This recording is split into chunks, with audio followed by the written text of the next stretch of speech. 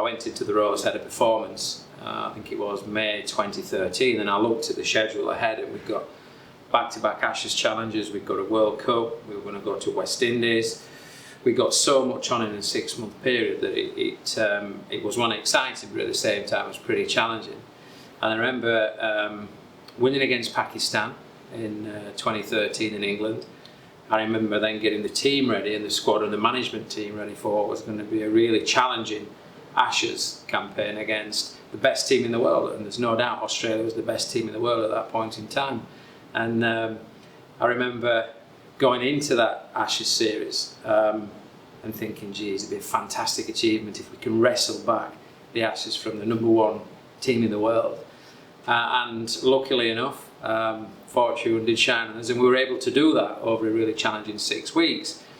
We regained the Ashes, we're in really good spirits. We then go to West Indies with a young team, winning in West Indies, which was the first time, I think, in the history that the England team had ever done that. So that was great. And then we go out to Australia. Now, those of us that's been to Australia would all agree what a wonderful place it is to go on holiday. But actually, going on holiday there and winning in Australia is a completely different thing. So winning in the backyard of the Australians is one thing that, you know, is very, very difficult to do.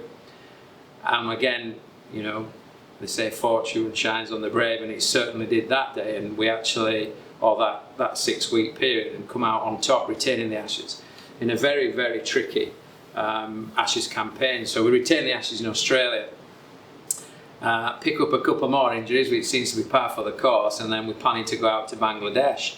And when I look back on that time, I didn't realise at the time, there was the weight of expectation was beginning to build on the players, because we'd just won in West Indies with back-to-back Ashes, not really been done in such a short time frame before. So, as I said, I didn't realise at the time, but the players were beginning to feel that little bit of pressure, and maybe 1 or 2 members of staff were. Perhaps I was, to some degree. We got a few injuries, and we were planning to go out to the World Cup in Bangladesh, and that would have been March 2014. So I remember quite clearly as plans, and putting as plans into place with the players, with the management team, training at Loughborough, the National Performance Centre, simulating as much as we could what we'd come up against in Bangladesh, the teams we'd play, the strengths and weaknesses of opposition, our strengths, and playing to our strengths as much as possible. And I particularly remember a leadership meeting that we had with all our staff that would be on the trip to Bangladesh, and the sports psych at the time ran the session. It was all around dealing with pressure, handling with pressure. What were the signs for certain individuals when we're under pressure, and what's the strategies and techniques to work with people to enable to realise that they're actually under pressure and how it's affecting their behaviour.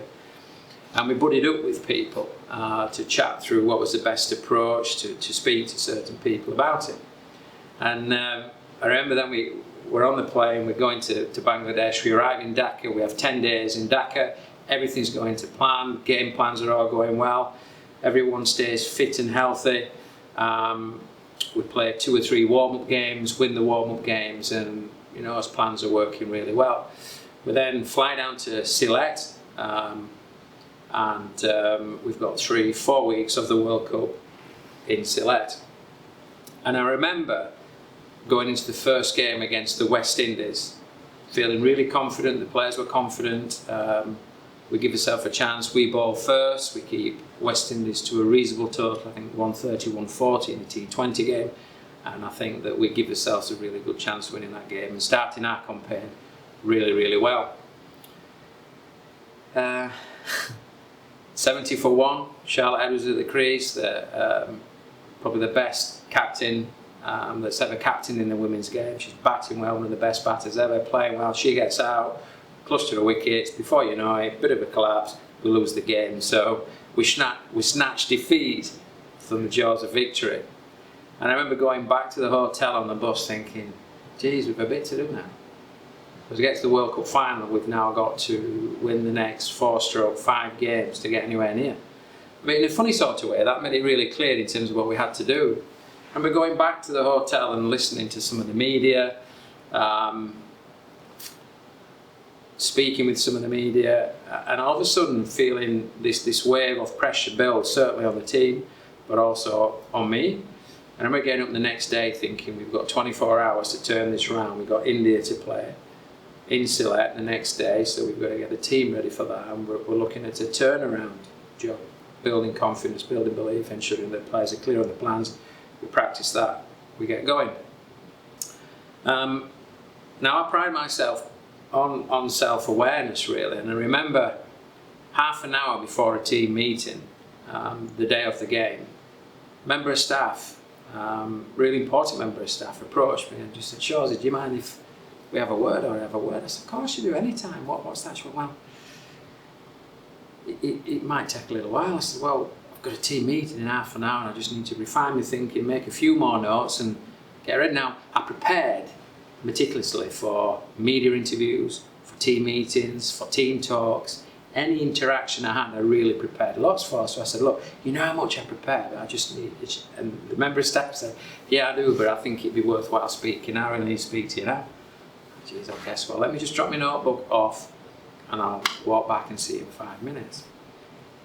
And the member of staff said, "Look, I'll see you in the team room." Now, the team room's full of posters, our values, our successes as a team, what we believe in as a team, all the inspirational quotes that you could ever imagine was plastered all over the team room. Walk into the team room, all the posters have gone, all the values have gone, all the wonderful quotes that inspire us, and I'm thinking, geez, what's happened here?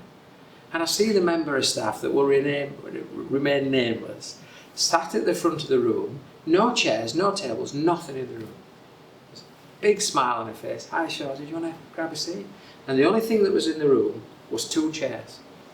A chair for me, a chair for the other member of staff that often quite clearly wants to give me some feedback, and a flip chart in the corner of the room. And she just said to me, "Shawsy, just take a seat." So I'm walking into the room thinking, what's happening here? What's this all about? So I said, what's this all about? She said, "Well, just an opportunity for us to have a chat." I said, "Yeah, well, what is this about?" I said, "Well, remember at Loughborough we talked about women under pressure. And you said to me, look, all I want you to be is be really honest with me. Be forthright. And just tell me the truth. I really respect you and really trust you." She goes, "Have I got permission to be honest now?" "Of course you have. You can tell me anything, you know that. We've got a great relationship. We know each other really well. Of course you can." She went, "Well, I'm going to ask you again. Just, can I be honest with you?" I said, "Of course you can, yeah. Thank you for that." And at that time she stood up and she peeled over the first sheet on the flip chart, and right on the top it says Shawsy. There's a line, split screen, line down the middle, line on the top. On the top it says "Good Day," and on the left hand side in green pen it said smiling, happy, humorous, bigger picture, people focused, values led. Oh. Yeah, that's me. That sounds about right. I'm pretty happy at this stage. I said, "What's this about?" She goes, "Well, that's you on a good day. That's you operating with your normal behaviours, your normal strengths. Bring the strengths to the party." I said, "What's this about?" She goes, "Well, are you interested in what the players might just be seeing? Are you interested in what the staff might just be seeing now?" I said, "Yeah." Got it up and in red pen wrote serious, humorous, 2 question marks. I couldn't believe it. I've always got a smile on my face. Comes down, detail, tasky, serious, exclamation, exclamation again. I said, "That's not me." Because that's what I'm picking up, that's what other people are picking up, that's what the team's picking up. I said, "Honestly, that's not, I'm working so hard to be on the left-hand column, playing to my strengths, as we've agreed, I've got all the strategies in place." And she stopped me. She goes, "Can you just press pause?" I said, "Yeah, of course you can." She said, "You told me I could be honest. Because all I'm doing is projecting to you, or reflecting to you what you're projecting." She goes, but you know what the great thing now is? She says there's a team meeting, and she goes, Shorzy, by the way, that's in about 10 minutes.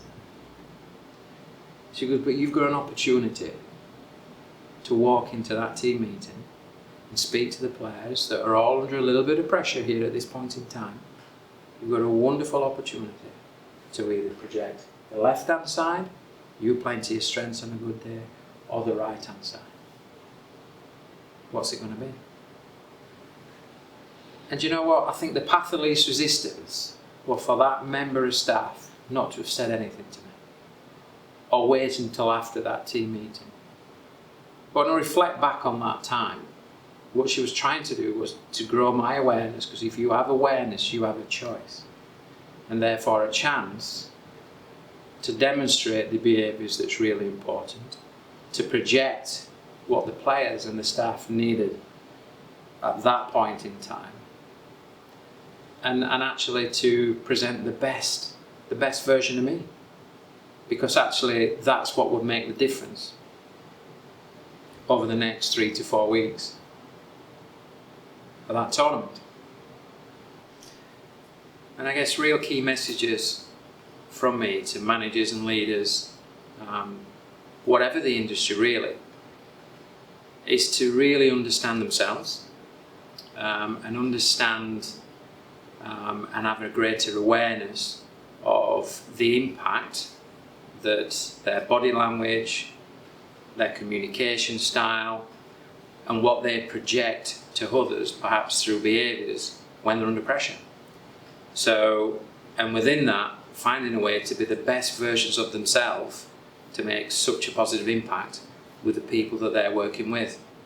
I guess one of my reflections looking back on the experience with the England team specifically is I was fortunate enough to have grown and developed a really good support network, a network that we all trusted each other. It wasn't just for me as the head coach or the leader, it was around everybody and supporting and challenging each other, and people within that team not being afraid to actually give you a nudge when you needed it, to offer you positive feedback, but also to offer you really important development feedback which had the potential to affect certainly my behaviour and each other's behaviour in a really positive light.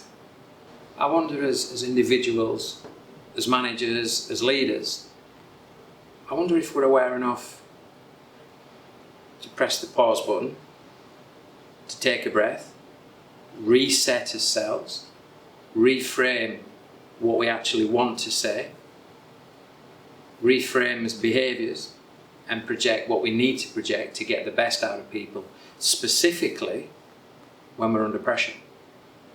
I wonder, in business, in education, whatever industry that we find ourselves in as managers and leaders, in arguably positions of authority, what our support network is.